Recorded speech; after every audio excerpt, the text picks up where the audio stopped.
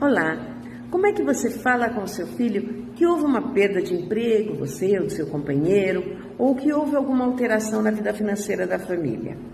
Te falo duas coisas, com honestidade e com sensibilidade. Eu sou a Sandra e ajudo mães a criar filhos bem-sucedidos financeiramente.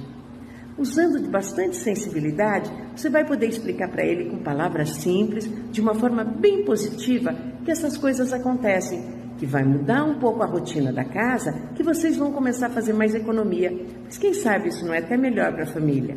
Com certeza vai trazer mais união, porque vocês vão ter que conversar a respeito e vão estar sempre por dentro, um apoiando o outro. Se precisar de um apoio profissional, busque, também é bom. Se precisar de mais ajuda, escreve para mim nos comentários, eu estou aqui para ajudar e apoiar no que puder. Um beijo grande da Sandra e um oink oink do seu porquinho.